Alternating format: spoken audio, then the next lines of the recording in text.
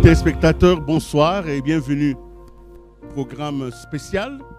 Nous recevons le Premier ministre de la République dans un exercice hautement démocratique, un exercice de redevabilité. Il est vrai que depuis aujourd'hui, ça fait 2 ans que M. Samalou Kondé est Premier ministre du gouvernement des Warriors.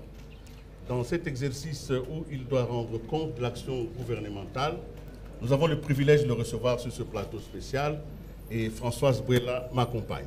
Comme vous venez de le dire, c'est un exercice citoyen, un exercice de redevabilité, comme il avait fait une première fois à l'an 1 du gouvernement. Cette fois-ci, le Premier ministre veut converser non seulement avec les journalistes que nous sommes, mais aussi avec un échantillon de Congolais qui sont dans cette salle, qui auront le temps de poser des questions au chef du gouvernement. C'est une innovation parce que, Willy, il y a quelques semaines, le président de la République a bien voulu reconduire Jean-Michel Samalou Kondé à ce poste de chef du gouvernement. Il s'est succédé à lui-même. Il nous dira qu'est-ce qu'il a fait.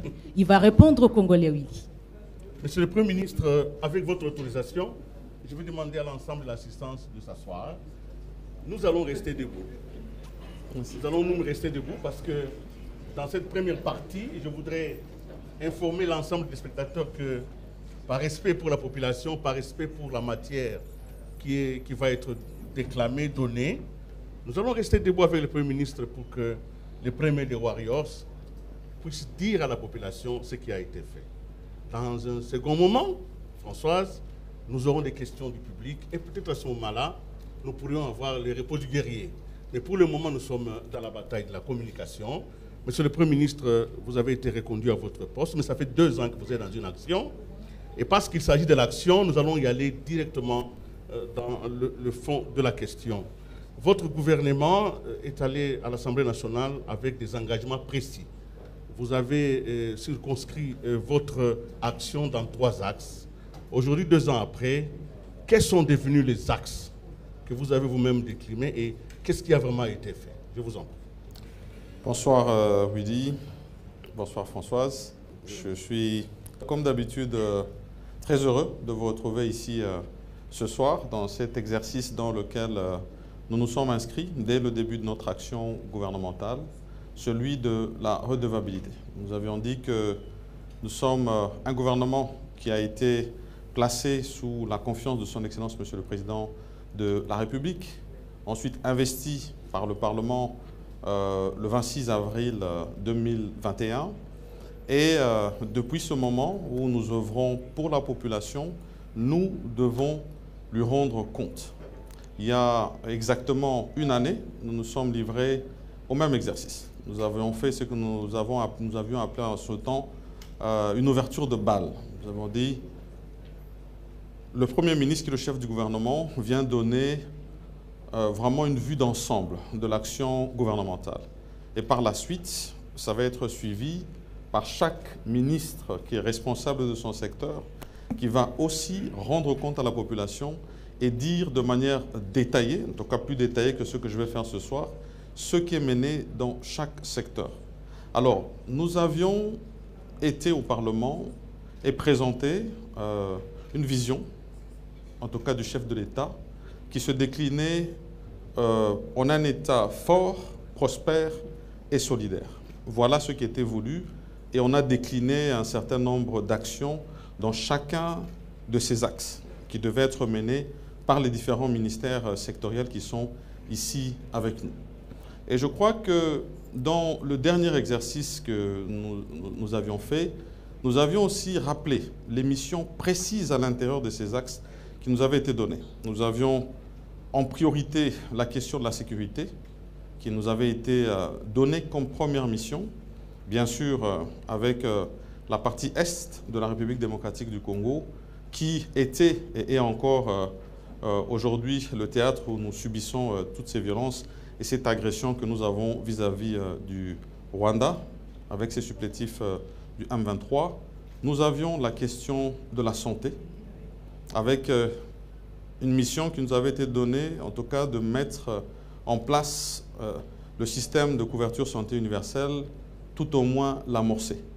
Et nous avions aussi le devoir d'assurer la continuité de la gratuité de l'enseignement parce que programme phare annoncé par le président de la République, constitutionnellement énoncé, et avec le devoir du gouvernement de maintenir ce qui avait déjà commencé dans cette action de la gratuité de l'enseignement. Mais à côté de cela, nous avions d'autres grandes questions qui venaient, notamment mettre en avant ces questions de bonne gouvernance. Nous avions pour devoir de pouvoir finaliser l'accord que nous devions avoir avec le FMI, mais à côté de cela, d'autres réformes qui devaient suivre pour pouvoir nous permettre d'avoir les moyens de notre politique. Donc je ne fais que nous remettre dans le contexte dans lequel nous étions et bien sûr avec d'autres questions phares du point de vue de l'organisation de l'élection, l'accompagnement du gouvernement du point de vue des moyens et de la sécurisation et à côté, à la clé de cette question d'identification, finalement un recensement avec une mutualisation des efforts entre la CENI et l'ONIP pour arriver à cette carte d'identité et que finalement l'État congolais puisse reconnaître chacun de ses enfants.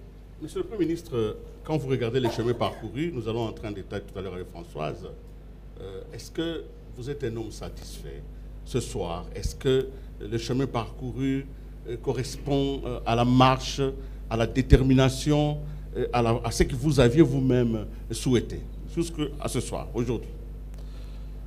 Je crois que je me mettrai à ce moment-là à la place de la population que nous servons et me dire vraiment, est-ce que je peux considérer que d'où je suis, la population est satisfaite? Je pense que la réponse serait qu'elle n'est pas totalement satisfaite.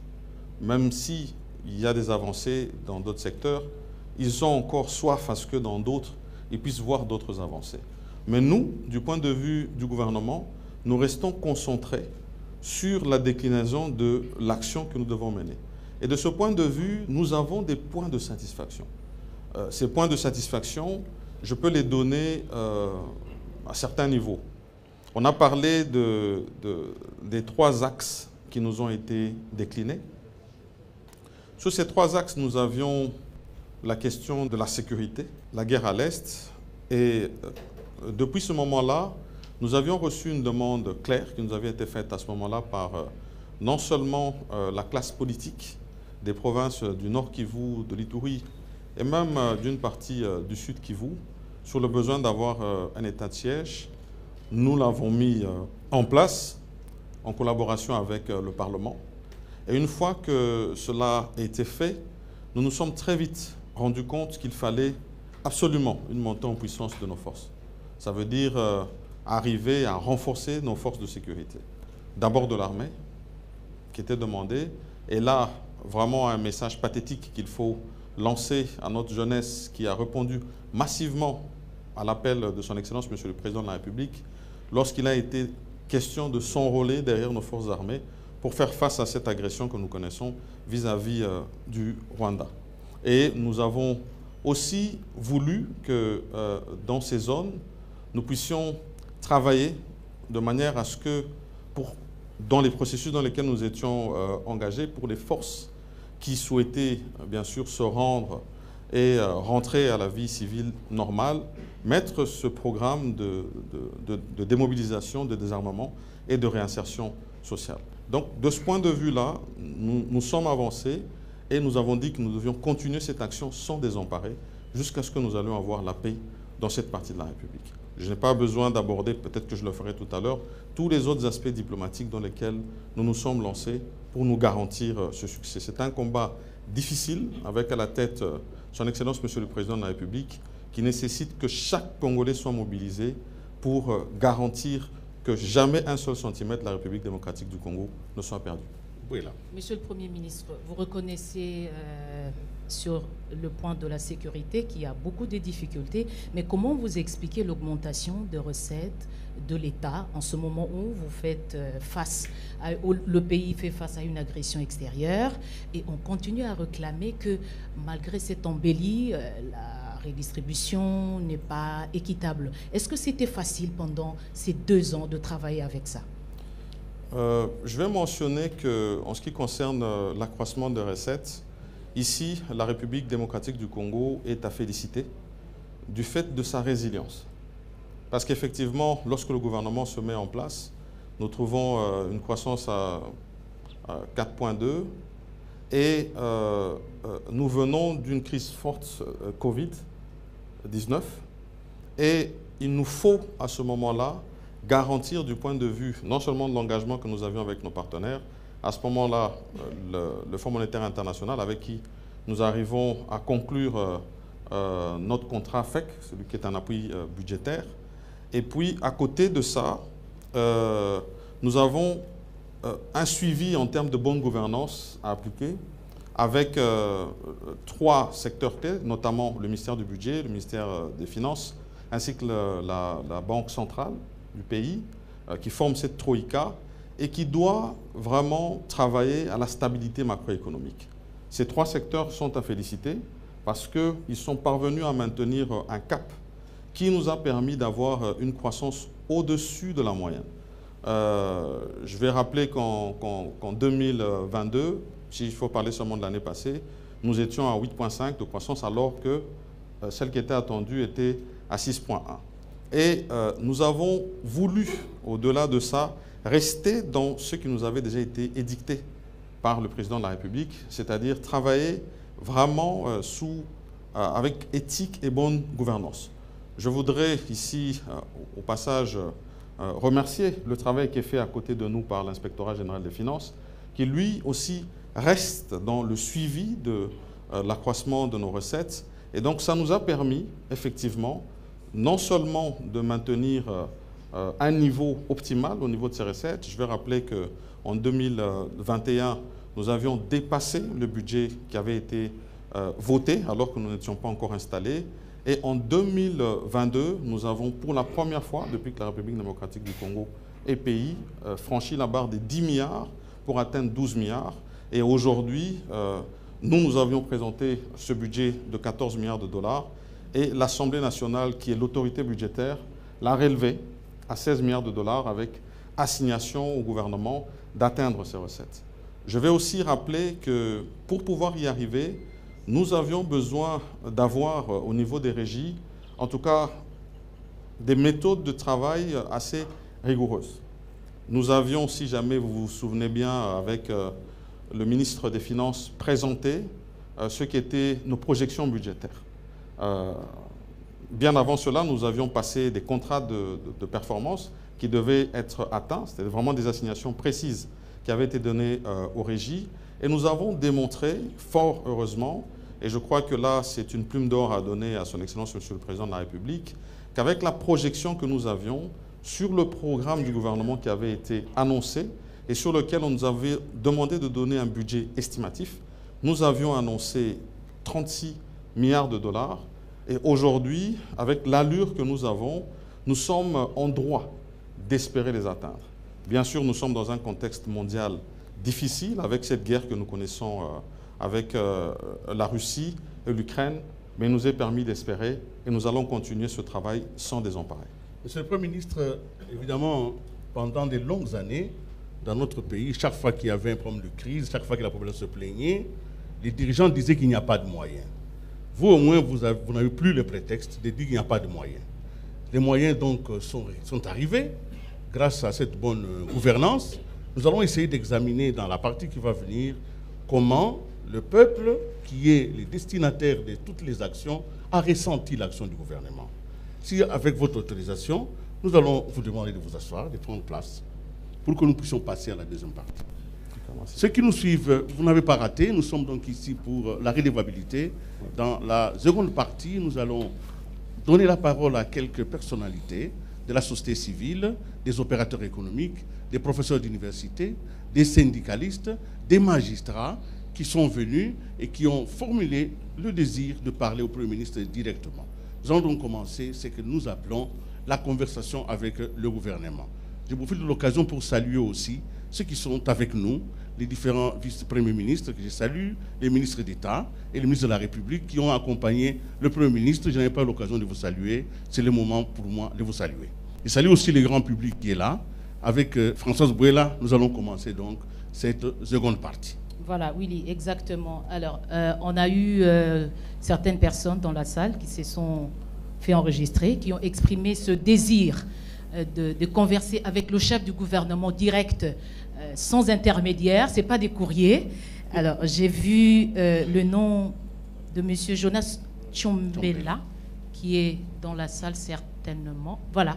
J'aimerais rappeler ici que le Premier ministre a facilité la tâche parce qu'il a regroupé 3 axes de l'action du gouvernement. Un État fort, oui. Un État fort, un État prospère et un État solidaire. Nous allons commencer par l'État fort. Je suppose que vous avez certainement des questions à poser. Et je vous en prie, rapidement, nous prendrons votre question. Excellence, Monsieur le Premier ministre, point n'est besoin de rappeler ici l'engagement de votre gouvernement. Je reviens ici sur la question de l'organisation des élections dans notre pays. Point n'est besoin de rappeler ici l'engagement de votre gouvernement, sa détermination d'offrir au peuple congolais les élections libres, démocratiques, dans le délai constitutionnel, au-delà de facteurs perturbateurs que vous avez évoqués tout à l'heure, de l'insécurité à l'Est, à Kwamutu, les difficultés qu'a la CENI d'enrôler les gens dans ce quartier-là, ma foi, mais aussi le problème de décaissement tardif, qu'à cela ne tienne, mais ce n'est pas ça mon problème. Le fichier électoral actuellement est en plein nettoyage. Nous sommes en train d'attendre 2 événements. La loi électorale, la loi sur la répartition de sièges, mais aussi l'audit du fichier. C'est là qu'il y a ma question. L'audit du fichier électoral. Nous savons qu'aux dernières élections, c'était l'Organisation internationale de la francophonie qui venait auditer notre fichier ici chez nous. Cette fois-là, celle qui dirigeait cette organisation, c'était une Canadienne. Actuellement, cette organisation est dirigée par une Rwandaise. Je veux savoir, est-ce que notre gouvernement va permettre, parce que le Rwanda est le pays agresseur de notre pays. Il est spécialiste en technique d'infiltration. Est-ce que nous allons accepter que l'OIF vienne encore cette fois-ci, parce que cette question relève de la souveraineté nationale.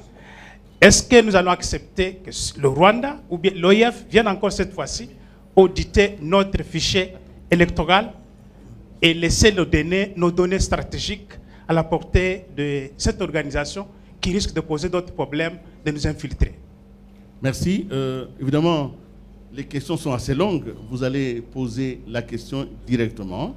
Je voudrais que nous prenions 2 questions dans le sujet de l'État fort.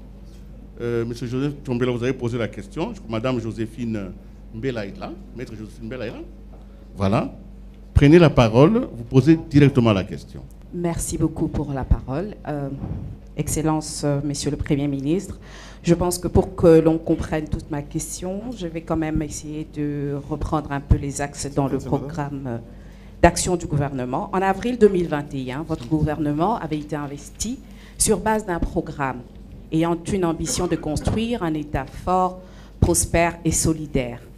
Dans les piliers 2.1, le grand 1, je veux dire, axe 4, paragraphes 25 et 26, et pilier 4, axe 12, paragraphe 66, votre programme avait pris les engagements, notamment d'installer toutes les juridictions administratives et judiciaires dans tout le pays en veillant à une meilleure cartographie judiciaire, construire et réhabiliter les infrastructures judiciaires et pénitentiaires équipées, libérer les budgets de fonctionnement du pouvoir judiciaire sous forme de dotation et créer au sein des parquets de l'ordre judiciaire des sections chargées de lutte contre la corruption, la fraude fiscale, le blanchiment des capitaux, ainsi que le détournement des deniers publics. Ainsi, ma question, je vais vous la poser.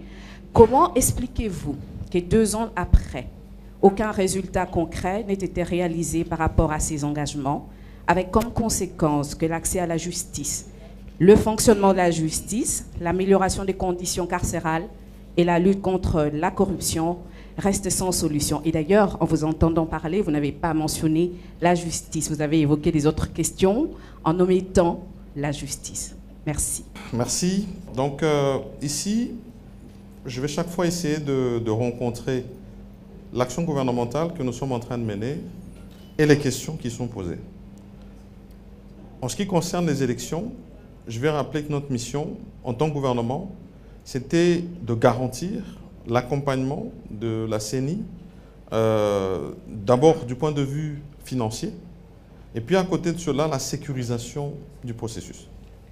Et de ce point de vue, nous nous sommes engagés avec la CENI à ce que nous puissions avoir des décaissements réguliers à son endroit pour lui permettre de mener son action.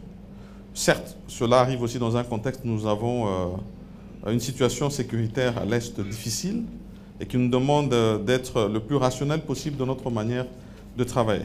Mais indépendamment de ces difficultés, aujourd'hui,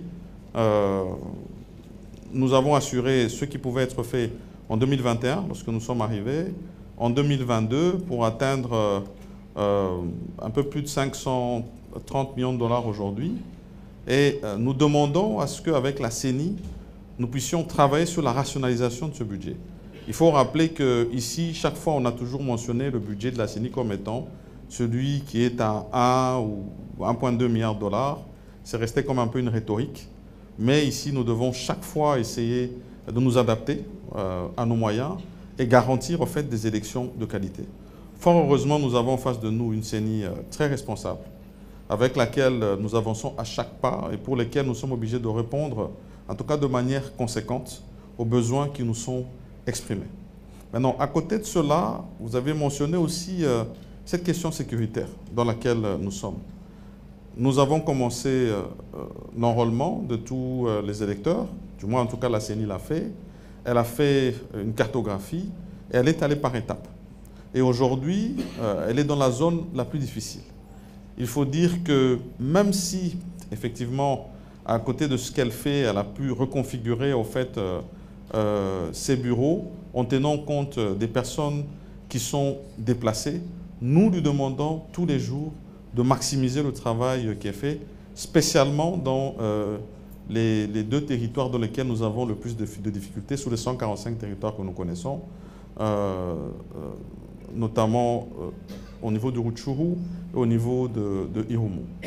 Et donc, aujourd'hui, elle a commencé déjà cette question de collationnement, et c'est une étape importante, parce que d'abord, elle va déterminer, d'une part, le nombre de sièges par circonscription, et puis au-delà de ça, nous, ce qui est attendu, parce que j'ai parlé de cette question de mutualisation, ça va permettre à ce que, dans les accords qui sont prévus avec l'ONIP, il y ait un transfert de ce fichier une fois qu'il sera complètement bouclé et qu'il sera toiletté, d'avoir ce transfert qui sera fait à l'ONIP et finalement, pour la première fois depuis 1984, avoir le fichier initial de la population.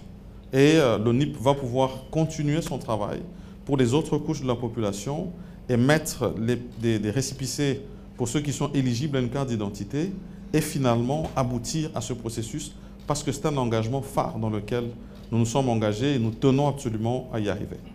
Maintenant, ce qui concerne la question, vous vous demandez si nous allons par souveraineté accepter que ce fichier soit édité par l'OIF ou pas.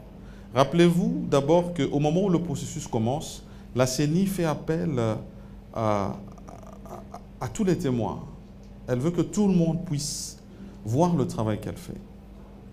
Que ce soit les acteurs pro-pouvoir, que ce soit les acteurs de l'opposition, que ce soit la société civile dont vous êtes issus, que ce soit les organismes internationaux, ils ont le droit de venir et nous accompagner. Mais à la fin, selon la demande qui est faite par ces différents acteurs, parce que, rappelez-vous, même pour justement les élections passées, toute la demande qui avait été faite sur l'audit du fichier, il n'y avait pas que l'OIF, il y avait plusieurs organismes qui étaient là. Et la CENI décide de l'éligibilité de l'organisme qui peut venir auditer son fichier. Ici, nous avons deux organes séparés. Moi, je pense que tout ce qui sera mis en avant au moment de cette question, ça sera notre souveraineté. Parce que nous sommes souverains et nous décidons quel est l'acteur qui peut venir auditer ou pas. La CENI, qui a toute la responsabilité de donner une réponse en toute indépendance à cette question qui soit posée, tiendra compte de cette souveraineté, j'en suis convaincu. Alors, en ce qui concerne la question de Madame Joséphine, sur la question de la justice, Tout d'abord, ici, il faut mentionner que c'est plusieurs réponses qu'il faut donner. Parce que dans la question, vous êtes revenu d'abord sur les conditions dans lesquelles sont traités notre personnel de justice. Vous avez parlé des infrastructures. Et finalement, vous êtes arrivé à un constat. Un constat de dire que rien n'est fait. Moi, je ne dirais pas que rien n'est fait. Moi, je dirais que dans ce secteur, nous avons aujourd'hui l'ambition de rencontrer la demande. Parce qu'il faut en tout cas reconnaître qu'il y a un déficit. D'où ce programme dans lequel nous nous sommes engagés de nous dire qu'il nous faut d'abord avoir ce recrutement des 5000 magistrats qui vont nous permettre d'avoir une meilleure couverture judiciaire. Et à côté de cela, nous voulons qu'à côté du programme sur lequel nous sommes axés sur les 145 territoires, de la même manière que nous avons commencé avec les bâtiments administratifs, nous puissions faire suivre à côté de ces bâtiments administratifs des bâtiments qui pourront permettre cette distribution de la justice, notamment ces tribunaux de paix dont vous avez parlé. Mais c'est un long chemin parce que c'est un grand chantier que nous avons trouvé. Nous avons décidé de nous y engager, autant d'ailleurs même que nous avons aussi ces questions carcérales, où aujourd'hui nous n'avons pas suffisamment de prisons dans le pays. Nous avons des prisons qui sont vétustes et pour la plupart surpeuplées, et sur lesquelles aujourd'hui nous allons sur des solutions innovantes. Je peux donner cet exemple qui est fait à Goma, par exemple, où nous faisons un partenariat pour avoir une délocalisation de la prison et finalement des plus grands espaces et des meilleures conditions. À ce stade, nous nous efforçons de mettre des moyens à la disposition de ces prisons pour pallier aux problèmes alimentaires ainsi que des soins médicaux. Ça reste toujours aussi autant de difficultés à rencontrer, mais nous sommes engagés, définitivement engagés, pour améliorer ce qui se fait dans ces secteurs et selon les réformes d'ailleurs importantes qui nous sont actuellement proposées au niveau du gouvernement par la ministre d'État et ministre qui a la justice dans sa gestion. Monsieur le Premier ministre, vous avez parlé des magistrats. Il y a un dans la salle, je crois, qui est du syndicat autonome des magistrats de la RDC, qui s'est fait enregistrer, qui a une question pour vous. Monsieur Issoufan Kanga. Merci, Monsieur le Premier ministre. Nous reconnaissons les efforts de votre gouvernement depuis l'année passée. Sur le plan social, certes, il y a des avancées. Comme vous l'avez reconnu, il y a beaucoup encore à faire. Monsieur le Premier ministre, vous parlez de 5000 magistrats à recruter. Je reviens à la question, pour quelle infrastructure? Au jour d'aujourd'hui, nous avons les cours d'appel, les parquets généraux, les tribunaux de grande instance, qui n'ont pas de bâtiments. Croyez-vous qu'avec ces recrutements, la prise en charge sera correcte et l'administration de la justice sera également correcte? Et également, ça fait bientôt plusieurs années. Nous espérions qu'avec votre gouvernement, les choses changeraient. Mais 2 ans après, les juridictions fonctionnent sans frais de fonctionnement. Comment la justice peut-elle être rendue sans frais de fonctionnement, sans infrastructure et surtout, dernièrement, des magistrats réhabilités qui, 2 mois durant, sont toujours impayés? Voilà, donc tout d'abord, je vais remercier monsieur le magistrat, monsieur Issoufan, pour la question qui a été posée, qui est un peu en relation avec déjà la première question qui m'a été posée. Je l'ai dit ici, vraiment en toute humilité, que c'est un vaste chantier. Et nous avons voulu, en tout cas du moins du point de vue des infrastructures, le mettre à côté du programme des 145 territoires dans lesquels nous sommes axés, parce qu'à ce moment-là, dans cette entité qui est choisie, on est sûr d'atteindre l'administrer au niveau du territoire, là où aussi il y a une demande. Ensuite, un déficit du point de vue du personnel, c'est les 5000 qui viennent, mais que nous allons recruter de manière responsable. Ça me permet d'aborder peut-être une question qui va aussi se retrouver sur la question de la solidarité. C'est le travail que nous faisons au niveau de la fonction publique. Et ici, on parle d'amélioration des conditions de nos employés qui sont de la fonction publique. Ici, en l'occurrence, même si c'est un statut spécial aussi, les magistrats, c'est de rappeler que nous, et ça a été très honnête de le dire, ça fait plusieurs années que ce problème perdure, nous trouvons une situation où nous avons d'une part quelques personnes qui sont mécanisées, reconnues par l'État. D'autre part, nous avons des personnes qui sont avec nous, qui sont mécanisées mais sans revenus. Et puis nous avons ce que nous appelons des nouvelles unités qui sont dans différents services avec lesquels nous travaillons et qui ne sont pas aussi reconnus ni payés. Face à cette question, et ici je salue le travail qui est fait par le vice-premier ministre et ministre de la fonction publique, apporter une réponse des plus pragmatiques. C'est de dire, nous garantir que finalement, nous appliquons une certaine justice sociale. Nous ne voulons pas, d'une part, continuer à améliorer les conditions des uns sans tenir compte des autres et ne même pas les reconnaître. Et donc, ce travail qui est fait pour arriver tous les jours, non seulement à reconnaître ceux qui doivent être reconnus et leur permettre d'accéder à un revenu, mais à côté de cela, faire aussi un travail pour ceux qui finalement ont atteint l'âge de la retraite pour pouvoir les mettre à la retraite. Cette question reviendra certainement au moment venu et je pourrais donner encore un peu plus de détails. Mais dans tous les cas, ici aussi en ce qui concerne les magistrats, le besoin d'aller de manière responsable et graduelle sur le recrutement qui doit être fait en garantissant finalement qu'ils puissent bénéficier à un salaire et celui qui a été dicté, celui qui serait dicté par rapport au budget. Voilà. Voilà, Monsieur le Premier ministre, nous allons prendre un peu de la hauteur. Il y a des femmes qui sont intéressées à la question de la prospérité, je ne sais pas pourquoi. 3 se sont prononcées. Il y a Madame Tissia Mukuna, CEO et fondatrice de la marque de café quinoise.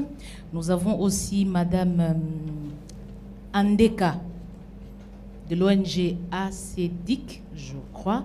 Et pour la FEC, qui est représentée dans la salle, nous aurons la question de Madame Bello. On commence avec Tissia Mukuna dans la salle. S'il vous plaît, le micro. Bonsoir, Monsieur le Premier ministre. Alors, ma question aborde 3 aspects. On dit que la RDC est un scandale géologique et qu'elle a la capacité de nourrir toute l'Afrique. Or, récemment, avec la pénurie de maïs dans le Grand Katanga, le ministre de l'Économie a fait le choix de tourner sa solution vers la Zambie et aussi l'Afrique du Sud. Monsieur le Premier ministre, pour développer l'entrepreneuriat et favoriser les PME congolaises, notamment créer des millionnaires, voici mes 3 questions. Quand et comment comptez-vous stabiliser l'électricité en RDC, ce qui évitera aux industriels que je suis notamment de fonctionner sur groupe électrogène et donc d'être plus compétitifs? Quand et comment comptez-vous supprimer les taxes qui étouffent les entrepreneurs et pour lesquels on ne voit aucune contrepartie et qui sont nombreuses et se répètent? Et enfin, quand comptez-vous, vous, le gouvernement, être les premiers clients du Made in RDC? J'espère qu'on a prévu de boire du café la quinoise, que votre costume est au Castle ou encore que les mobiliers viennent de Luc Ambrosio. Parce que sinon, vous ne soutenez pas les entrepreneurs congolais. Je vais bien sûr vous remercier, Madame Tissia, pour cette question. Tout d'abord, je vais mentionner que le monde a été choqué. Le monde a pris un grand choc.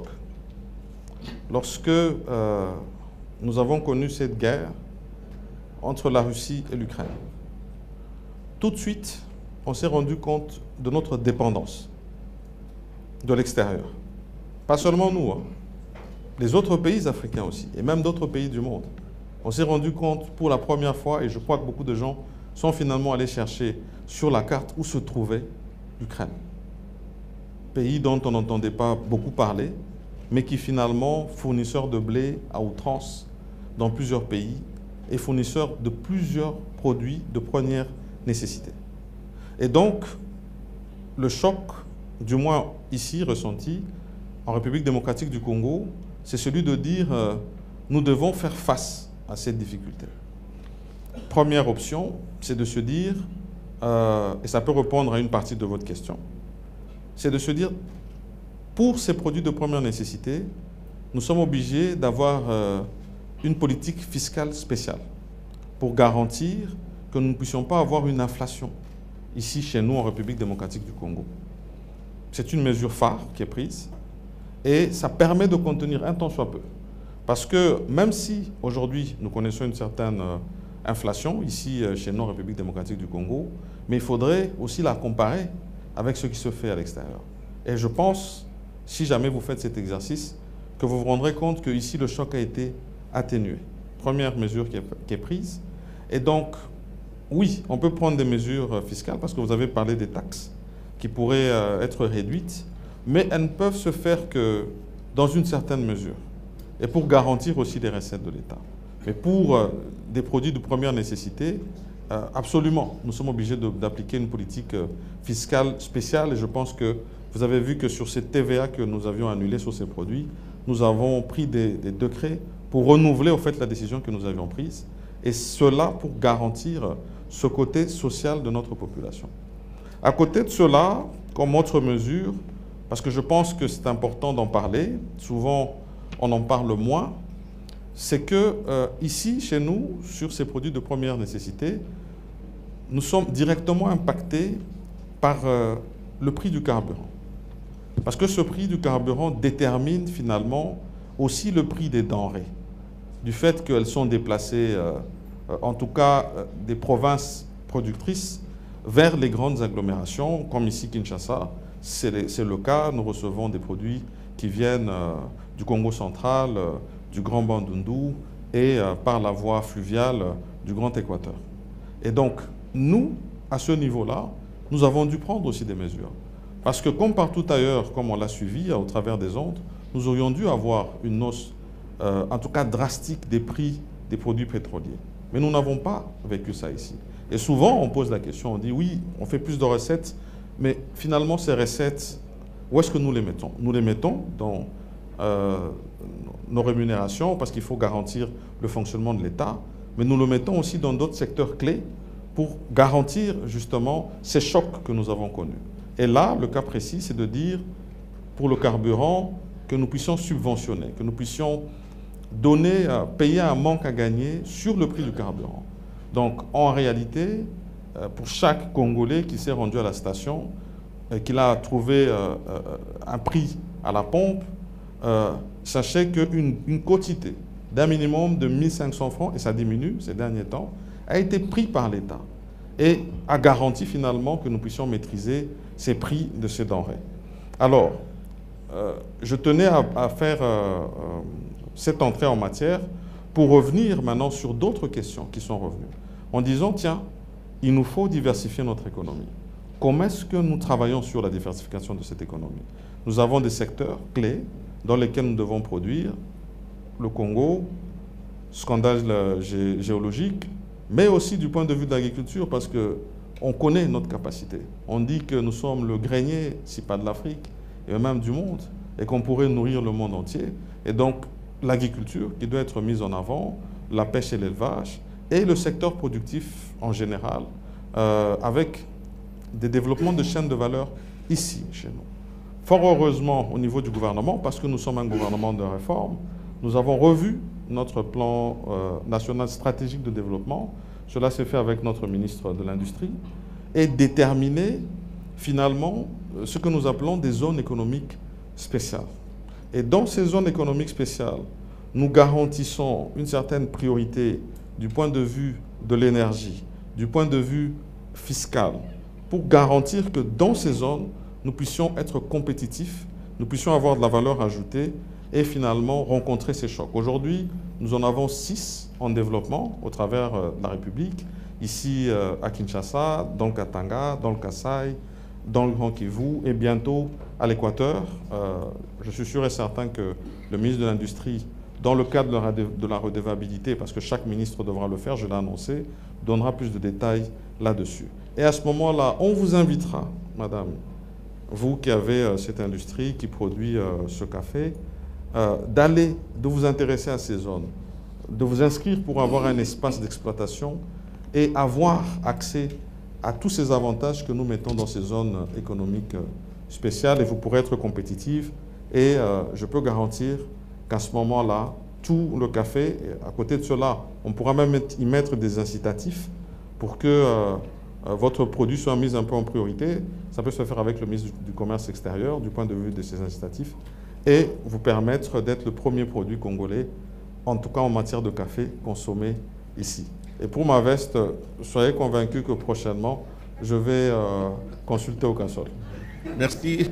Monsieur le Premier ministre, avant que nous puissions aller au dernier élément qui est l'État solidaire, permettez que je fasse une petite incise sur la prospérité recherchée par nous tous. Comment se conjugue ce programme spécial? Comment est-ce qu'il s'accroche aux 3 axes?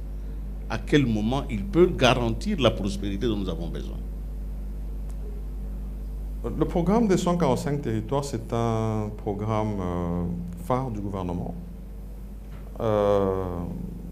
qui découle, en tout cas, de la vision directe de son Excellence, Monsieur le Président de la République, qui a voulu rencontrer 2 aspects. Le premier aspect, c'est d'abord le développement à la base. Ce développement à la base, avec une entité choisie, parce qu'on veut atteindre chaque Congolais, là où il se trouve. Nous avons pris, en tout cas, une entité de base phare, qui est le territoire. Et nous avons dit, dans les domaines dans lesquels nous nous sommes inscrits, du point de vue du développement, nous devons garantir que nous avons ce développement au niveau des territoires. Mais à côté de ça, c'est important de noter ici que ça rencontre aussi une juste redistribution de nos richesses. Parce que c'est ça aussi qui évolue dans cette action édictée par le chef de l'État. Et donc, nous avions déjà les secteurs qui nous avaient été donnés, la sécurité, un État fort, ça veut dire avoir une présence de l'État. Nous avons ciblé les bâtiments administratifs et nous avons dit à côté, nous aurons ces autres infrastructures qui viendront par la suite, du point de vue de la justice, du point de vue des prisons carcérales. Et puis nous avons dit, le deuxième axe dans lequel nous nous sommes lancés, j'en ai parlé, c'est la santé. Aujourd'hui, on parle de couverture santé universelle. Nous avons mis en place ces 5 structures qui doivent pouvoir l'accompagner. Nous sommes déjà dans des phases pilotes, comme ici à Kinshasa, avec ces 9 zones de santé où nous assistons déjà à une gratuité de maternité. Et puis, nous avons l'enseignement, où nous avons dit, aujourd'hui, nous parlons de la gratuité de l'enseignement. Cette gratuité de l'enseignement a permis d'avoir un peu plus de 5 millions d'élèves, en majorité d'ailleurs, je dis toujours, des jeunes filles, qui ont pu accéder finalement à ce système éducatif, permettant aux parents d'épargner un peu d'argent, mais aujourd'hui, il faut aller plus loin, parce qu'aujourd'hui, c'est déjà une expérience et ça se vit. Mais ça demande aussi que nous puissions améliorer à partir de ce moment-là les conditions dans lesquelles nos enfants vont à l'école. Il faut améliorer la qualité de l'enseignement et ça passe par 2 choses. Nos infrastructures, d'où ces infrastructures dans les 145 territoires, et à côté de ça, ça passe aussi par l'amélioration des conditions de nos enseignants. Et là, c'est des nouvelles écoles qui sont mécanisées, un peu plus de 20 000, si jamais il faut donner une statistique, parce que c'est important aussi d'en parler. Depuis que nous sommes là, c'est plus de 20 000 écoles mécanisées, mais au niveau des enseignants, c'est autant aussi d'enseignants qui sont pris. Nous trouvons la situation avec près de 440 000 enseignants qui sont mécanisés. Aujourd'hui, nous sommes à plus de 600 000.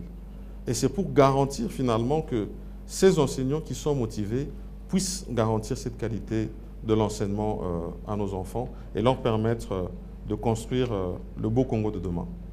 Merci, Monsieur le Premier ministre. Nous rentrons vers la salle, Françoise Bouela, pour prendre le dernier carré des questionnaires, parce que nous allons demander à Mme Kavira Imakile de prendre la parole pour poser sa question. Il sera suivi par M. Christian Ngoï Djouba et Mademoiselle Joséphine Mawete.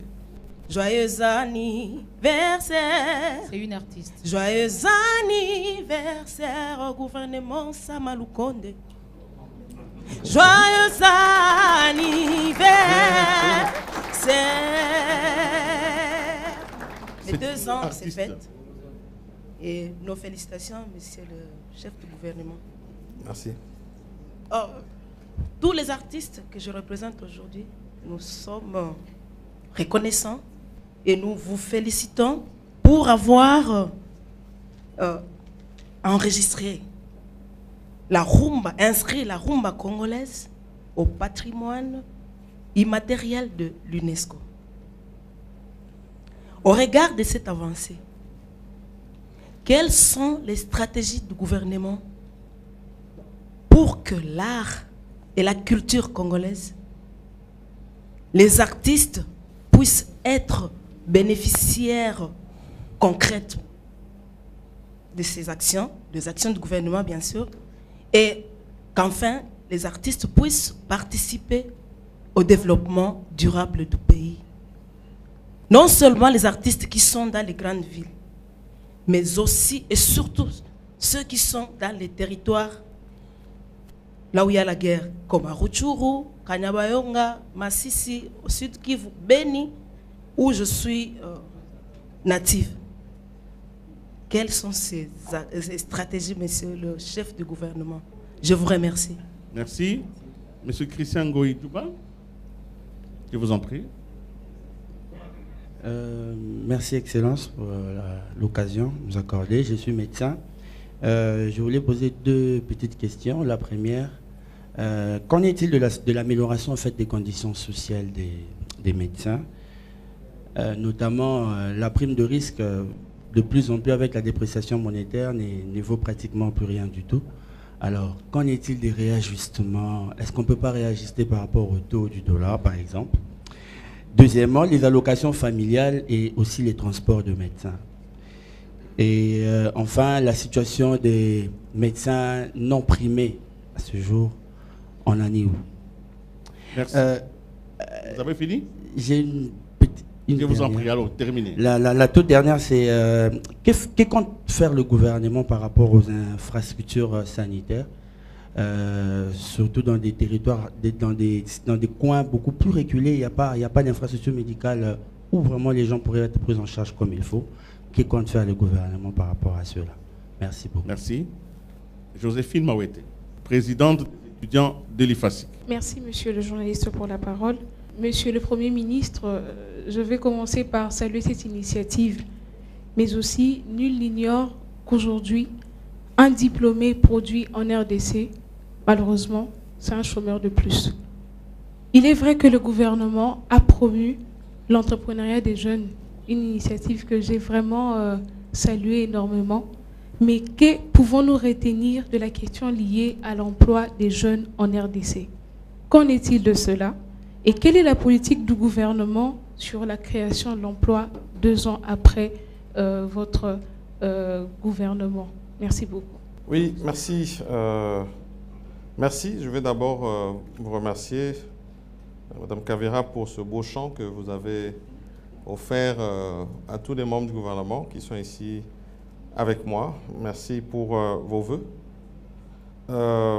Ensuite, je vais dire que vous contribuez, parce que vous avez parlé au futur, alors que pour moi, la contribution culturelle ici, en République démocratique du Congo, par tous les artistes se prononcent au présent. Au passé, bien sûr, parce que nous avons tellement, finalement, de richesses culturelles ici, en République démocratique du Congo, et nous avons tellement de talents à venir que nous sommes convaincus que nous avons, en tout cas, l'une des plus grandes banques culturelles ici, en Afrique. Inscription de la rumba, effectivement, au patrimoine immatériel universel.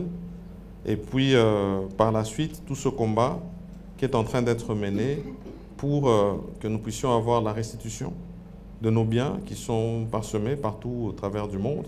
Nous avons commencé avec la Belgique et nous demandons à la ministre de la Culture de poursuivre cette action dans d'autres pays.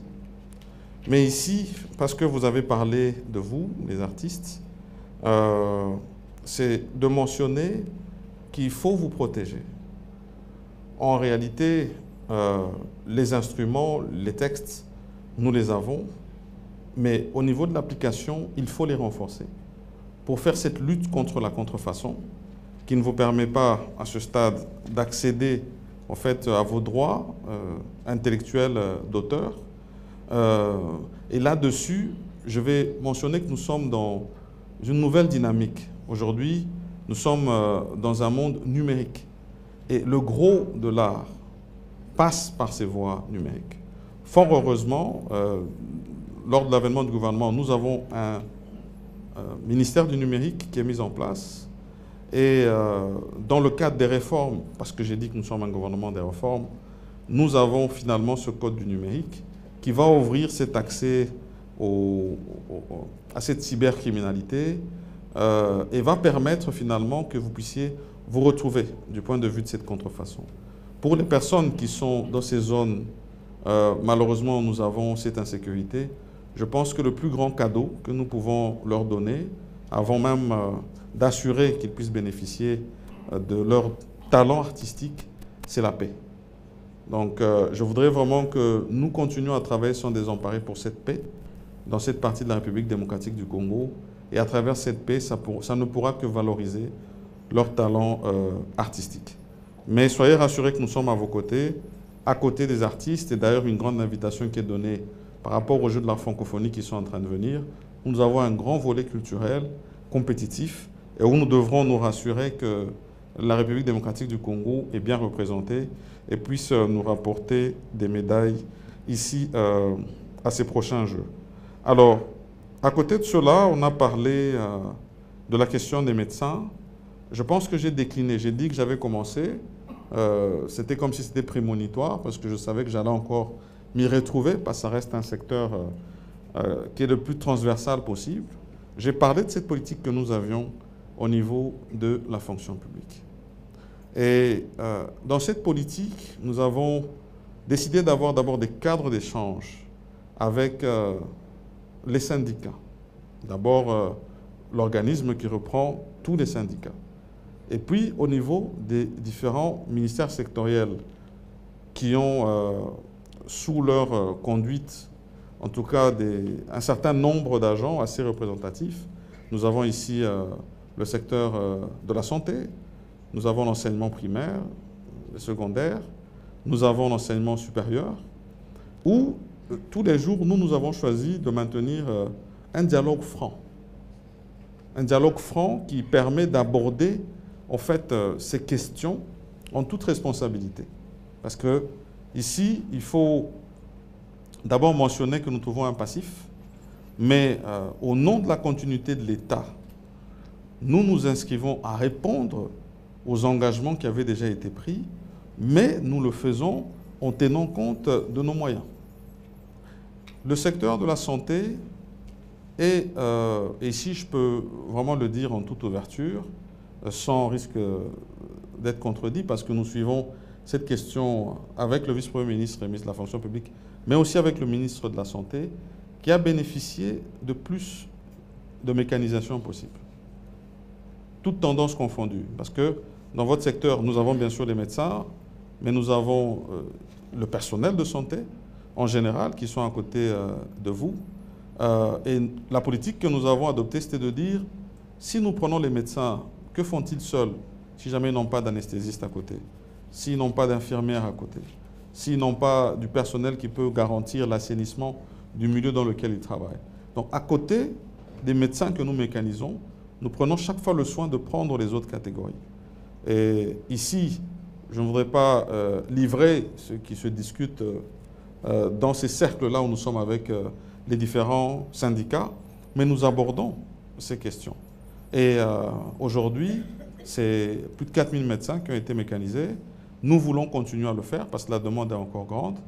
Mais nous tenons à ce que nous puissions garantir cette inclusion salariale, que nous puissions reprendre ceux qui ne sont pas encore dans le système et améliorer par la suite dans les engagements que nous avons pris. Vous avez mentionné ces questions de transport, de primes de brousse, qui doivent être ensuite garanties, mais sans oublier ceux qui n'ont pas encore eu la chance d'être repris dans le fichier. Mais c'est un travail que nous faisons et nous demandons toute la collaboration du secteur. Nous avons connu des moments difficiles, mais fort heureusement, aujourd'hui, c'est un peu apaisé, surtout que nous devons être solidaires par rapport à la question que nous vivons à l'est de la République démocratique du Congo. Mais nous avons garanti que nous allions faire, en tout cas cet effort, pour que dans les prochains trimestres qui viennent, selon les engagements que nous avons et selon la trésorerie, nous puissions rencontrer vos demandes. Ensuite, cette dernière question qui m'est venue de Mme Mawete, de l'IFASIC, la question de l'emploi. Tout d'abord, l'emploi, il vient du secteur privé. J'ai mentionné ici ce que nous voulons faire avec les zones économiques spéciales pour pouvoir garantir ces emplois qui nous viendront de par les investissements qui vont venir. Ça, c'est une première voie. La deuxième voie, c'est que nous faisons beaucoup d'incitations à l'entrepreneuriat. Nous disons, aujourd'hui, nous voulons voir plus d'entrepreneurs congolais. Et donc, au niveau du ministère des PME, nous avons mis en place 2 instruments. Le premier, c'est l'ANADEC, c'est une agence d'accompagnement à l'entrepreneuriat, ici en République démocratique du Congo, pour des jeunes qui veulent se développer, prendre des conseils. Dans quel domaine est-ce qu'ils doivent finalement se lancer? Où est-ce qu'il y a de la demande? J'ai eu la chance de participer à un événement de Level Up où j'ai été invité et où on avait fait participer à un concours des jeunes dames. Et l'une d'entre elles, fort heureusement, a pu bénéficier de cet accompagnement. Pour moi, c'est un exemple, je préfère ici le mentionner, et peut-être inviter, inciter d'autres à faire comme elle. Un constat qu'elle a fait, vraiment des plus simples, c'était de dire comment est-ce possible qu'en République démocratique du Congo, avec tout ce que nous avons comme bois, nous importons des cure-dents. C'est un constat, et c'était tellement vrai. Nous importons des cure-dents.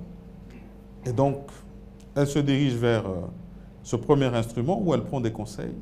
Et puis finalement, elle va vers le deuxième instrument qui a été mis en place au niveau des PME, qui est le FONGEC, qui lui est un fonds pour l'entrepreneuriat et arrive, sur base du projet qui a été déposé et validé, à bénéficier d'un fonds de démarrage qui lui permet aujourd'hui de produire des cure-dents made in Congo. Et avec l'intention de remplir le marché, comme on l'a dit ici tout à fait, consommer congolais, et par la suite produire d'autres produits dérivés. Elle le fait à la base du bambou aujourd'hui, et on sait qu'aujourd'hui on a du papier à la base de bambou, on a des tissus à base de bambou, donc elle est lancée. Et donc, dans l'entrepreneuriat, nous estimons que ces 2 instruments vont permettre à ce que nous puissions avoir de plus en plus d'entrepreneurs ici en République démocratique du Congo, et bien sûr avec le système du climat des affaires, ces zones économiques spéciales que nous mettons en place, avoir plus d'investissements et donc créer plus d'emplois. Voilà, Monsieur le Premier ministre, on va prendre la dernière vague, mais on commence par un énarque qui est dans la salle, Christian Mbidika, et qui sera suivi, en fait là on a pris le dernier aspect, hein, l'État solidaire. Nous prendrons également le chef de département médecine physique de la faculté de médecine de l'UNIKIN dans la salle. Je vois Dr Louise Kikontoué. Et nous allons terminer par voilà, le tout dernier, CAFCO. C'est une organisation de femmes, je crois. Madame Dora Zaki de CAFCO qui est dans la salle. On commence avec Monsieur Chris Mbidika. Monsieur le Premier ministre, Excellences, aujourd'hui la fonction publique connaît plusieurs soucis, malgré les efforts fournis par l'autorité du secteur, ça il faut le reconnaître. Parmi ces problématiques, nous avons notamment le pléthore de l'administration publique, nous avons le problème d'avancement en grade et la prise en compte des soins de santé, pour ne citer que cela. Face à toute cette situation, on se rend compte que la réforme de l'administration publique apparaît comme une panacée, effectivement, pour résoudre ces différentes solutions, ces différents problèmes plutôt. Alors, ma question est de savoir quel est le niveau d'exécution de cette réforme. En outre, j'aimerais bien savoir quels sont les mécanismes que le gouvernement préconise pour faire recouvrir pleinement les droits statutaires des fonctionnaires. Merci. Docteur Louise? Oui, professeur à l'université de Kinshasa. Allez-y, madame. Merci pour la parole. Excellence, monsieur le Premier ministre et chef du gouvernement. Évidemment, on a dit que je suis professeur et poser une question serait difficile, mais je vais soulever des petites questions qui pourront faire comprendre ou vous faire comprendre à tout le gouvernement le problème justement qu'il y a dans le domaine de l'enseignement. Parce que pour avoir un État fort, solidaire et prospère, il faut une éducation solide et un suivi dans cette éducation solide. Alors j'aurai plusieurs axes, mais je vais aller vite. Je commence par le système LMD. Nous félicitons le gouvernement pour les efforts fournis pour l'arrimage au système LMD. C'est une réforme, une grande réforme, et dans cette réforme, il y a deux personnes. Il y a l'enseignant et il y a l'enseigné. Alors, malgré les efforts, il y a plusieurs questions qui restent encore sans réponse. Quelles sont les mesures prises pour accompagner l'enseignant à enseigner autrement? Parce qu'il faut accompagner cet enseignant, c'est tout un processus de changer sa façon de concevoir l'enseignement et de dispenser son cours. Il doit en fait jeter sa craie pour aller dans le numérique. Mais l'outil informatique n'est pas disponibilisé, ni pour l'enseignant, ni pour l'enseigné.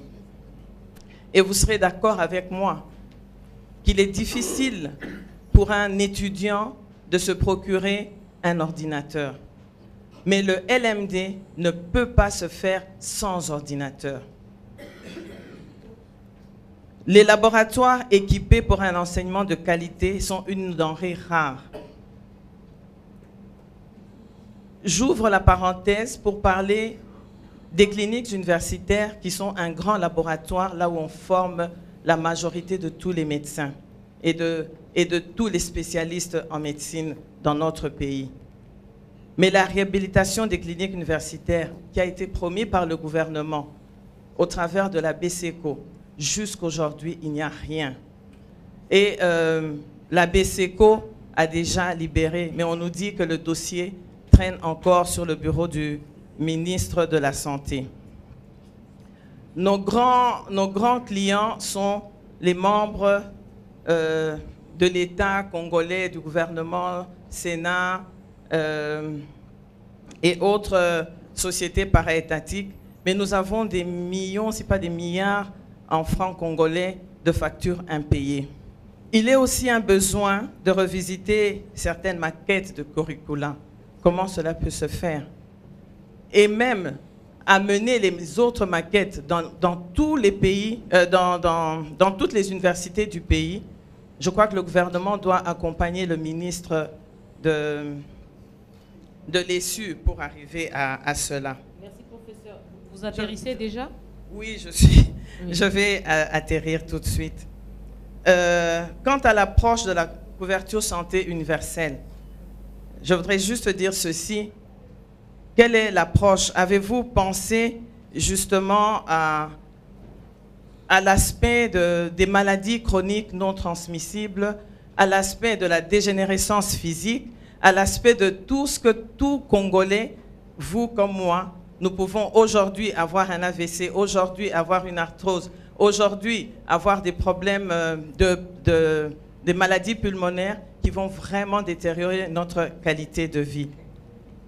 Et pour atterrir justement maintenant, la femme, une professeure d'université, vous dit que c'est vrai, elle n'est peut-être pas une politicienne, mais dans sa mission, elle doit faire la recherche. Entre-temps, les frais de recherche ne viennent pas. C'est une parenthèse pour le ministre de l'ESU. Elle doit enseigner mais elle doit aussi aider la nation. Donc, elle a une mission, elle doit rendre service à la nation. Vous cherchez des femmes compétentes. Je crois que les femmes professeurs sont là pour permettre l'équilibration, justement, de la participation de la femme par rapport à la participation de l'homme dans les postes de responsabilité et de prise de décision. Et je vais terminer en parlant de l'étudiant. Cet étudiant-là qui doit justement maintenant dans le système LMD, l'étudiant a une grande part parce que c'est lui qui est au centre de sa propre formation. Comment voulez-vous que cet étudiant, qui est logé loin du campus, qui n'a pas de bourse, donc il reste toute la journée affamé, cet étudiant, je salue entre parenthèses l'initiative de Transacademia, qui est déjà une bonne chose. Mais cet étudiant, même quand il prendrait Transacademia, doit encore affronter les embouteillages. Et quand il arrive à la maison, il n'y a pas d'électricité. Mais nous, les enseignants, nous lui demandons d'être sur son ordinateur qu'il n'a pas et de participer à sa formation. Monsieur, Excellence, le Premier ministre de ce beau pays, dans vos 3 axes, où nous mettez-vous? Quelle est votre priorité pour nous? Donc c'est ça Merci. la question en fait. Hein.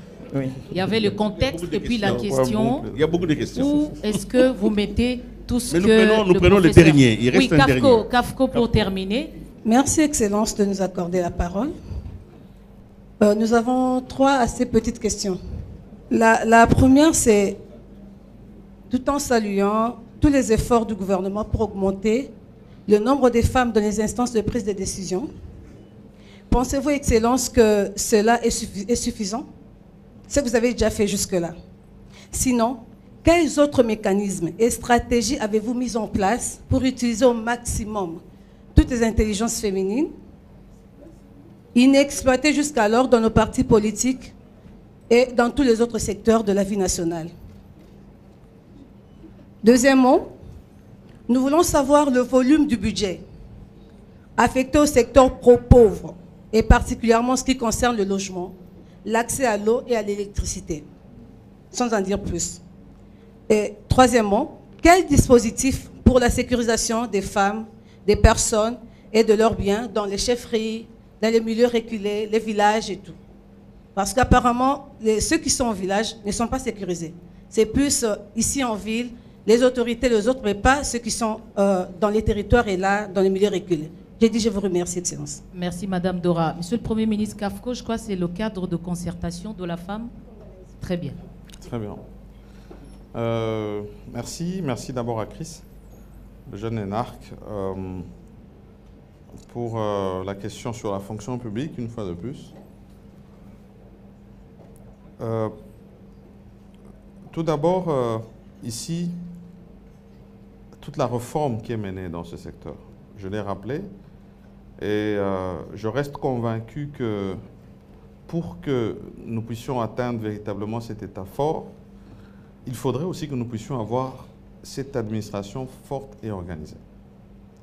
Et donc, ici, lorsque le gouvernement arrive, et dans le cadre des échanges qu'il a avec le Fonds monétaire international, il nous a demandé une maîtrise sur la masse salariale. Cette maîtrise de la masse salariale passe par la maîtrise des effectifs. Si vous êtes à la fonction publique, vous savez qu'il y a un programme phare maintenant d'identification. Parce que cela va permettre d'assainir le secteur, nous permettre de savoir quels sont les effectifs, parce qu'il y en a. Et finalement, le bénéfice que nous allons tirer de ces fictifs va permettre d'une part, parce que nous l'avons déjà commencé, cette première vague des 10 000 personnes que nous avons pu mettre à la retraite. Et ici, c'est un pas que nous faisons. Il faut savoir que même un voyage de 1000 km, il commence par le pas, le premier pas. Nous le faisons et nous ne voulons pas nous arrêter parce que les statistiques nous indiquent quand même plus de 200 000 personnes qui sont éligibles à la retraite. Et au-delà de cette question, nous avons aussi ces personnes à ce moment-là que nous devons reconnaître. mécanisé. Mais vous êtes allé sur d'autres problèmes. Vous dites qu'il faut l'amélioration des conditions, il faut l'avancement en grade. Mais je crois qu'il faut répondre à ces premières questions que j'ai données et puis revenir aussi sur cette question de montée en grade. C'est autant de fichiers qui avaient déjà été déposés au niveau du ministère de tutelle, mais qui demandent à ce qu'il y ait une étude minutieuse qui soit faite. Comme ça, nous garantissons que la décision que nous prenons, même s'il s'agit justement d'une montée en grade, c'est la bonne décision. Ici, je ne vais pas rappeler d'ailleurs des actions qui ont été menées dans ce sens-là en termes de reconnaissance. Nous avions la question du médecin qui avait été posée. Là aussi, il y avait une reconnaissance qui devait être faite sur des médecins qui n'avaient pas été admis sur statut. Je peux me tromper, c'était 1991. Et c'est maintenant que cela a pu se faire. C'est pour donner, au fait, toute cette intention, toute cette volonté manifeste que nous voulons d'améliorer, en tout cas, le secteur de la fonction publique, toutes tendances confondues. Et donc, vous avez demandé quel était l'état d'avancement. Nous sommes en plein dedans. Nous sommes dans des évaluations permanentes que nous faisons sur ces questions d'assainissement. Et nous allons nous garantir, parce que cela aussi est une question de bonne gouvernance, que nous puissions faire aboutir ce programme. Et ça répondra de manière structurante aux questions que vous avez posées. Nous avons des questions conjoncturelles auxquelles nous devons répondre. Et sur le long terme, nous aurons la réponse. C'est certain. Alors, sur la question de l'enseignement, d'abord, je pense ici que professeurs et docteurs, vous avez voulu ici d'abord attirer notre attention. C'est ce que moi je retiens. Je pense qu'en toute humilité, nous dire qu'il y a une réelle difficulté sur le système LMD. Mais moi, je vais aller... je vais regarder la question sous un autre angle. Pourquoi est-ce que nous décidons d'aller vers le système LMD? Parce que nous regardons ce qui se passe dans le monde. Nous regardons les difficultés que nous avons à nous adapter. Le refus de la reconnaissance de nos diplômes à l'extérieur du pays. Ou même le niveau.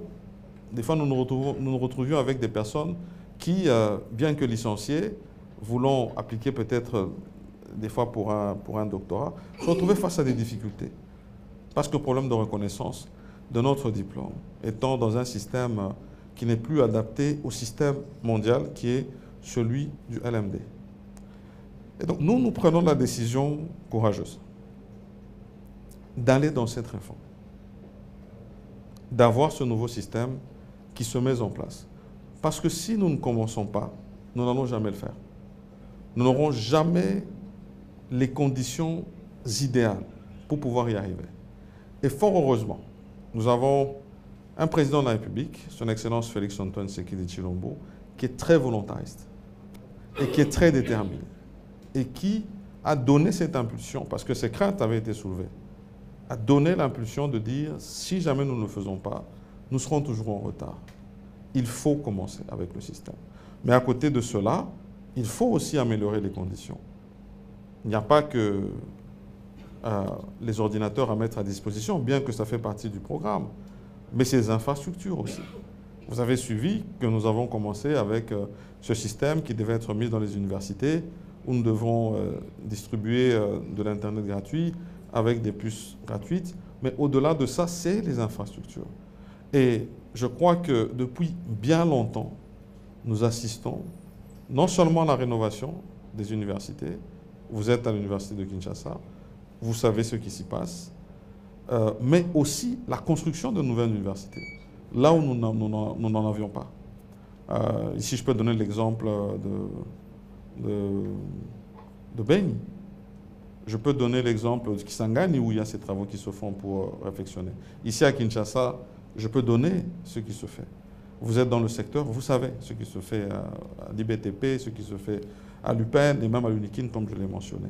Et donc, il nous faut améliorer les infrastructures. Il nous faut faire des facilités pour ceux qui n'ont pas encore accès à un ordinateur, des facilités dans ces universités où ils auront droit à des bibliothèques virtuelles et un accès. Et puis finalement, il nous faut un accompagnement sur les enseignants. C'est tout un système qui se met en place et sur lequel, avec le ministre de l'ESU, nous sommes très engagés et qui demande aussi que nous puissions y mettre des moyens. Mais nous demandons la collaboration du corps professoral qui, effectivement, travaille dans ces conditions difficiles, mais qui vont s'améliorer tous les jours parce que nous allons y mettre les moyens pour pouvoir y arriver. Et vous avez parlé d'autres questions. Au début de votre intervention, vous avez dit, vous êtes professeur, alors vous allez peut-être poser des petites questions, mais pas des questions. J'ai eu peur à ce moment-là, parce que je me suis dit, est-ce qu'elle va me mettre face à un examen? Parce qu'elle reste professeure. Et donc, finalement, sur ces autres questions, notamment sur notre politique de couverture santé universelle, vous savez que nous avons ces 5 structures qui doivent aller d'abord sur les premières endémies, celles qui frappent et qui ont le plus grand taux de mortalité, avant de rencontrer, parce qu'effectivement, nous avons ces questions des AVC qui restent non seulement récurrents, mais qui sont assez dérangeants pour tout le monde. Et je reste convaincu que dans le développement qui sera fait dans le cadre de sa redevabilité par le ministre de la Santé, il aura certainement à rencontrer tous les détails de la couverture santé universelle. Vous avez salué le travail qui est fait avec Trans Academia, où justement nous avons voulu faciliter ce déplacement des étudiants. Mais là aussi, il y a des attentes qui sont faites dans les provinces. Nous continuons à nous approvisionner en bus pour pouvoir aussi atteindre les autres grandes villes dans lesquelles nous avons des universités. Nous avons commencé à Kinshasa. Le but, c'est d'atteindre aussi les provinces avec ce programme et les faire bénéficier à nos étudiants. Alors, pour terminer, sur la question de l'implication de la femme, moi, je dis toujours que nous avons ici, en République démocratique du Congo, le champion de la masculinité positive, une très grande promotion de la femme qui est faite. D'abord, au niveau du gouvernement où je suis, et je le dis toujours, mais j'ajoute toujours en toute humilité, que j'ai le gouvernement le plus genré de la République. Et avec volonté d'avoir donné cet exemple pour avoir de plus en plus de femmes dans les institutions. Nous ne manquons pas de femmes de talent, nous ne manquons pas de femmes de qualité. Madame la professeure Kikonto l'a rappelé en disant, mais tiens, vous cherchez quelles sont les femmes qui peuvent vous être utiles en politique. Parmi les femmes qui sont dans le corps professoral, nous avons aussi des femmes de qualité. Je reste convaincu que dans cet élan qui est déjà lancé, où nous avons au niveau de la Banque centrale du gouvernement une femme, au niveau du Conseil d'État une femme, et encore cet élan que nous voulons voir ailleurs, c'est sûr que nous allons avoir de plus en plus de femmes dans les instances institutionnelles de notre pays.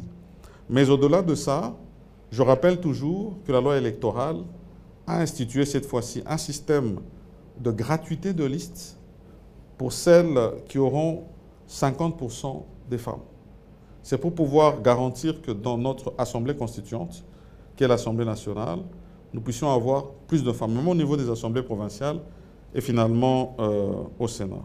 Alors, on a posé des questions sur la question de l'eau, de l'électricité. Ici, je vais rappeler d'abord que dans les grandes agglomérations, il y a tout un effort qui est fait pour améliorer l'accès à l'eau. Il y a des exemples que je peux donner, des inaugurations que nous avons faites récemment à Ozone, bien dans le programme de l'Embaïmbou, et qui permettent déjà aujourd'hui, de manière sensible, dans certaines parties de la ville, de voir que nous avons plus d'eau. Mais là où nous avons besoin de voir plus d'accès à l'eau, c'est beaucoup plus dans les zones rurales. Et là, avec le ministère du Développement rural, justement, nous avons des programmes, notamment le programme PRISE, mais à côté de celui-là, d'autres programmes qui permettent des adductions d'eau. Et nous voulons que dans le cadre du programme des 145 territoires, nous puissions avoir, chaque fois que nous avons une école ou un centre de santé parce qu'on a parlé des infrastructures de santé à l'intérieur du pays, que nous puissions avoir à côté de ces centres des points d'eau, des points de forage, des systèmes photovoltaïques, un minimum en tout cas, qui pourra permettre qu'il y ait ce minimum d'énergie et d'accès à l'eau dans les milieux ruraux. Alors, c'est important aussi de noter qu'au niveau justement rural, dans ce même programme, des programmes de renforcement des capacités des femmes pour garantir leur protection sociale, surtout dans le domaine agricole, mais au-delà de ça, parce que nous avons dit que nous avons cette responsabilité de la protection des biens et des personnes, j'ai donné le programme phare de recrutement au niveau de l'armée. Au niveau de la police, nous voulons faire exactement la même chose pour pouvoir nous garantir justement que nous puissions avoir plus de police de proximité dans les milieux ruraux et garantir cette protection dont vous avez parlé. Voilà ce que j'avais à dire et je vous remercie. Monsieur le Premier ministre, merci. Merci. Vous avez accompli votre promesse, celle de rendre compte à la nation de l'action gouvernementale. Vous venez de passer plus d'1 heure, non seulement avec nous les journalistes, mais aussi, surtout, avec des tranches vraiment très conscientes, et vous avez vous-même suivi la qualité des questions qui ont été posées aujourd'hui. Monsieur le Premier ministre, une nation prospère, une nation solidaire, une nation forte, mais ça doit être une nation unie. Maintenant, ce n'est plus la redevabilité, maintenant c'est la conscientisation. Je voudrais, pour terminer cette émission, que vous vous adressez à notre nation. Il y a certainement des gens qui n'ont pas été rencontrés par l'action gouvernementale, qui espèrent que demain passera peut-être l'appel qui va arranger leur route. Il y en a qui ont déjà été rencontrés par vos solutions. Mais tous sont des Congolais. Ce soir, ils veulent croire dans leur nation. Ils veulent se dire, même si nous avons des difficultés, nous restons une même nation. C'est à cela que je voudrais que vous puissiez adresser un mot ce soir et en cet instant précis.